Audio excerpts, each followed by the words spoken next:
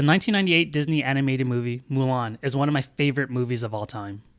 I appreciate the Asian representation, the classic Disney female lead, and showing the spectrum of male masculinity. I want to show my appreciation of the movie by going over the main character, Mulan, and how her story follows the classic monomyth trope, also known as the hero's journey.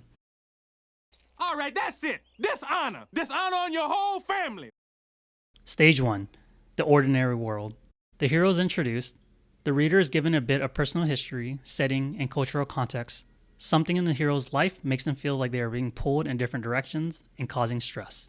Mulan is introduced as a carefree young girl that uses ingenuity to accomplish some of her daily tasks, is never portrayed as perfect as juxtaposed to Isabella from Enchanto, and has a family that loves and support her. From a loose strand of hair in many different scenes to her inability to memorize certain lines that are part of the matchmaking ceremony, you could tell that Mulan is far from perfect, but still puts in tons of effort. Mulan is at the age to get married and is told to go to the local matchmaker, where she goes through a series of tests to help her find the right husband. While taking her tests, things go completely sideways, and the matchmaker says, "You may look like a bride, but you will never bring your family honor." As a result, Mulan's confidence is shattered, but you see a glimpse of how much her family loves and cares about her from the following scene. What beautiful blossoms we have this year. But look, this one's late. But I'll bet that when it blooms, it will be the most beautiful of all. Stage number 2, the call to adventure. Something shakes up the situation, and the hero feels called to make a change, which usually means leaving home. The Emperor's troops arrive to Mulan's village, requesting a single male from each family join the military. Since Mulan is the only child, her father voluntarily answers the call to arms. Mulan and her family begs him to stay, but her father says that it is his duty to defend China. After watching her family being affected by her father's decision, she steals his gear, cuts her hair, and makes her way to the military encampment in place of her father. Her family is too late to stop her when they realize her plan, as impersonating a male is considered treason, a crime punishable by death. Stage number 3, refusal of the call. The hero fears the unknown and considers turning away from the adventure. The first part is when the announcement was made that a male from each family is expected to join the military. Mulan refuses to let her father join and only took his place when she realized that there wasn't a way to convince him otherwise.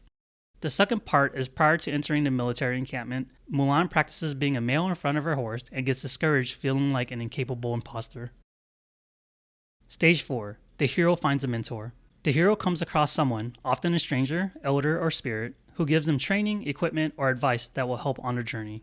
Mushu is a character that the audience is introduced to earlier in the movie as a family guardian, but this is the first encounter between Mushu and Mulan. Mushu is the Gandalf of this movie, the genie of Aladdin, or Sebastian in The Little Mermaid.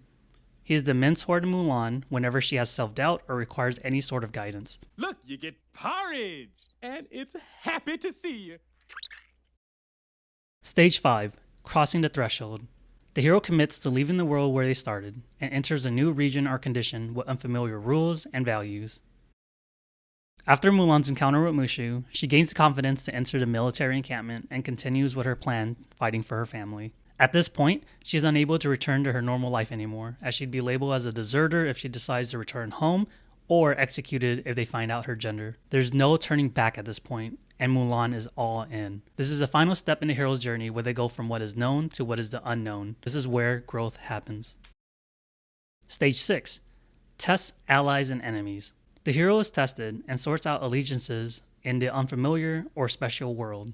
This part of the movie that takes place at the military encampment is where you get introduced to a few notable side characters. The overly masculine trio of Yao, Ling, and Chen Po, the determined company commander of Li Shang, and the annoying Chifu, who was also present in earlier parts of the movie, but we never cared about him until now. Mulan starts off as a weak soldier, unable to accomplish many of the training led by Shang, but eventually overcomes the training by sheer determination or using her ingenuity displayed earlier in the movie. She is also able to accomplish tasks that some of the men were unable to accomplish and is able to hold her own in physical exercises. Lastly, we learn more about the Han invasion from Shang's father and witness Mulan develop a friendship with all the side characters. Stage 7, approach. The hero and their newfound allies prepare for the major change in the special world. After training was complete, Shang led his army to meet up his father at an outpost that they were defending. However, when they arrived, They instead witnessed the aftermath of a calamity. The Huns attacked and razed the city, and corpses of the general and his troops were found on the battlefield. Morale is at an all-time low for Mulan and her group, finally being introduced to the destruction caused by war. Stage 8. The Ordeal. The hero arrives in a central space in the unfamiliar world and faces death or the greatest fear. The hero emerges from this moment of reckoning changed in some way. While marching through a snowy mountain pass, Mulan and her group were ambushed by the Hun forces. Mulan's forces were greatly outnumbered, and they lost their cannon supply early in the battle. Death looked imminent.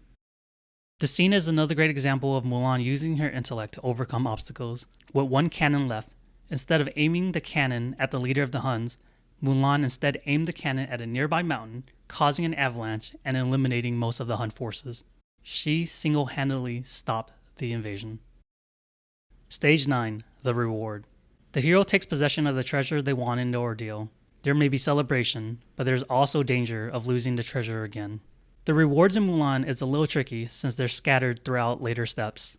The first part of the reward is that Mulan's gender is finally revealed to her troops and her life was spared due to her heroic accomplishment of defeating the Huns. She also realizes how powerful she is compared to her innocent personality at the beginning of the movie.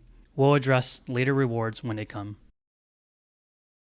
Stage 10. The Road Back. The hero must complete the adventure and leave the special world to bring the treasure back home. Now that Mulan's gender is revealed and she stopped the Hun forces, Mulan is able to return home without any consequences. She is able to return to her ordinary world and live the rest of her life as if the journey never happened.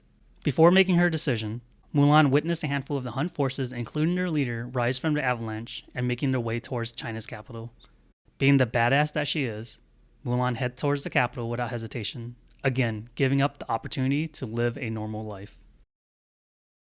Stage 11. The Resurrection. The hero is severely tested once more as they near home in a climax. The Huns eventually infiltrates the capital and kidnaps the emperor. This is the second part of Step 9's reward as Mulan realizes she earned the respect of her peers. Mulan comes up with a plan to enter the palace and is followed by Shang and the trio. The character development of the trio is displayed when they disguise themselves as lady concubines to save the emperor. They were earlier introduced in this movie with toxic masculinity, and now they're dressed in women's clothing.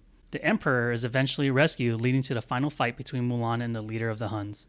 This fight is a culmination of mastering all the struggles that Mulan had to overcome throughout the movie. During the final fight scene, Mulan fights with a fan instead of a sword, a fan typically representing feminine traits. She uses the physical martial arts training that she learned to disarm the villain, and she uses her intellect to concoct a plan with Mushu to eliminate the villain via fireworks. All the struggles that Mulan went through is displayed as a mastery in this scene. Stage 12. Return with the elixir. The hero returns home, bearing their treasure. The treasure has the power to transform the world as the hero has been transformed. After witnessing Mulan's heroism, the emperor and all of China bows to Mulan as a sign of acceptance and respect. The emperor awards Mulan with the emperor's medallion and the villain's sword as a token of appreciation for saving China. The final scene of the movie is Mulan making it home, terrified to face her father since she believed that she dishonored her family. Instead of the father being proud of Mulan from saving China, we instead witness a scene where the father is just happy to see his daughter home safely. The greatest gift and honor is having you for a daughter. I've missed you so. I've missed you too, Baba.